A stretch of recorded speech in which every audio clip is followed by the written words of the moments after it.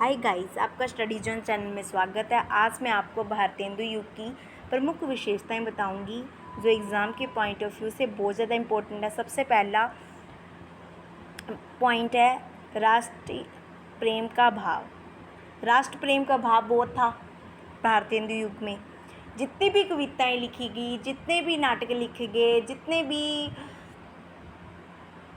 जितनी विधाएँ हुई, उसमें राष्ट्र प्रेम की झलक हमेशा देखने को मिलती थी। यहाँ तक कि उनकी हर विद्या को देखकर गांधी जी ने मैथिली शरण गुप्त को राष्ट्र कवि घोषित कर दिया था। ओके, जनवादी विचारधारा। उनकी जो विचारधारा थी जनवादी थी, जनता के अनुसार थी। थर्ड है हास्य व्यंग्य की प्रधानता बहुत थी। वो हास्य व्यंग्य में ही जनता को शिक्षित करते थे। प्रकृति वर्णन बहुत था। प्रकृति की लालिमा का बहुत ज़्यादा वर्णन किया हुआ है। गद्य और उनकी अन्य विधाओं का विकास भी इसमें शामिल है। छंद विधान की नवीनता भी इसमें शामिल है। भारतीय संस्कृति का गौरवगान भी बहुत ज़्यादा किया गया है इसमें। चलिए, अब इसे मैंने शॉर्टकट बताया, अब इसे डिटेल से पढ़ते हैं। आप इतना भी लिख दोगे ना जो मैंने शॉर्टकट बताया बनाकर, तो भी आपको नंबर मिल जाएंगे। चलिए आगे देखते हैं, डिटेल से पढ़ते हैं। राष्ट्र प्रेम का भाव। प्रथम स्वतंत्रता संग्राम के परिणाम स्वरूप भारतवासियों में सोई हुई आत्म शक्ति के जागरण के साथ ही राजनीतिक अधिकारों के प्रति लालसा बढ़ी, जिससे उनके जो राष्ट्रीयता के भाव था उनका उदय होना स्वाभाविक था। इसका प्रभाव इस युग की रचनाओं पर भी पड़ा। इस युग के रचनाकारों ने देशभक्ति का स्वर विशेष रूप से गुंजयमान है। यानी कि राष्ट्र प्रेम का भाव इन जो कवि थे भारतेंदु युग के, उनकी रचनाओं पर बहुत ज़्यादा पड़ा। ओके, सेकंड है जनवादी विचारधारा। भारतेंदु युग का साहित्य पुराने ढांचे से संतुष्ट नहीं है। वे उनमें बदलाव कर या सुधार कर उसमें नयापन लाने का प्रयास किया है। इस काल का साहित्य केवल राजनीतिक सावधानता का साहित्य न होकर मनुष्य की एकता, समानता और भाईचारे का भी साहित्य है। यानी लोगों में जो भाईचारा हो, जनवादी थी ना विचारधारा उनकी, भी लोगों में समानता हो, भाईचारा हो, एकता हो, उनकी ये साहित्य की प्रमुख विशेषता है। हास्य व्यंग्य की प्रधानता। हास्य व्यंग्य की बहुत प्रधानता थी। कैसे?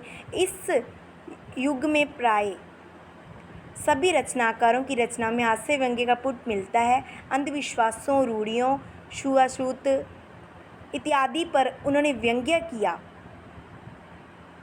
किस पत्ती के द्वारा? हास्य व्यंग्य पत्ती के द्वारा।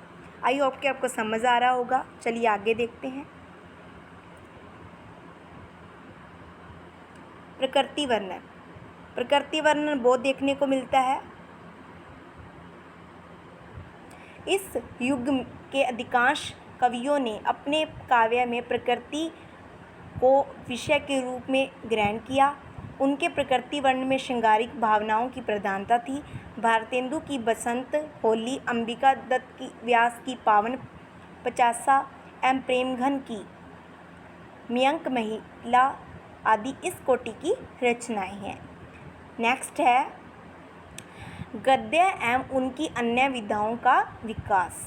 भारतेंदु युग की सबसे महत्वपूर्ण देन है गद्य एवं उनके अन्य विधाओं का विकास। इस युग में पद्य के साथ गद्य विद्या का भी उपयोग में आई। पद्य के साथ गद्य विद्या भी। पद्य में अपने सलाद पढ़ते हैं और गद्य में अपने क्या पढ़ते हैं? Grammar portion. दोनों ही विद्याएं इसमें आई, जिससे मानव के बौद्धिक यानी बुद्धि से संबंधित चिंतन होता है ना, उसका विकास हुआ। कहानी, नाटक, आलोचना आदि विधाओं के विकास की पृष्ठभूमि का भी यही युग रहा है। पृष्ठभूमि का युग कौन सा रहा है इन विधाओं का? भारतेंदु युग, क्योंकि इस युग में कहानी, नाटक, आलोचना की रचना हुई। छंद विधान की नवीनता। इस युग में छंद विधान की निमित्ता भी रही है। भारतेंदु जी ने जातीय संगीत का गाँवों में प्रचार करने के लिए ग्रामीण छंदों कजरी, ठुमरी, लावणी, कहरवा तथा चैती आदि को अपनाने पर जोर दिया। कवित्त, सवेया, दोहे जैसे परंपरागत छंदों के साथ इसका भी जमकर प्रयोग किया। दोहे छंद कैसे थे? कबीर जी का दोहा है एक, समय बड़ा अनमोल है, कर मत तू बर्बाद, कुछ तो ऐसा काम कर जो लोग करें तुझे याद। ये ग्रामीण लोगों पर बहुत फिट बैठता है। इस तरह के दोहों का प्रयोग कर भी लोगों को जागरूक किया किसी भी तत्व को लेकर। जैसे यहाँ समय के महत्व पर बल दिया गया, इसी तरह से दोहों के माध्यम से भी लोगों को जागरूक किया गया।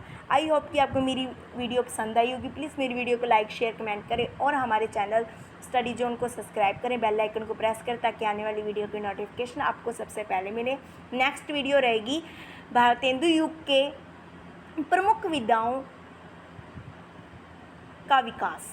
ओके, तब तक के लिए मेरे वीडियो को लाइक करें, शेयर करें, कमेंट करें और हमारे चैनल को सब्सक्राइब करें। धन्यवाद।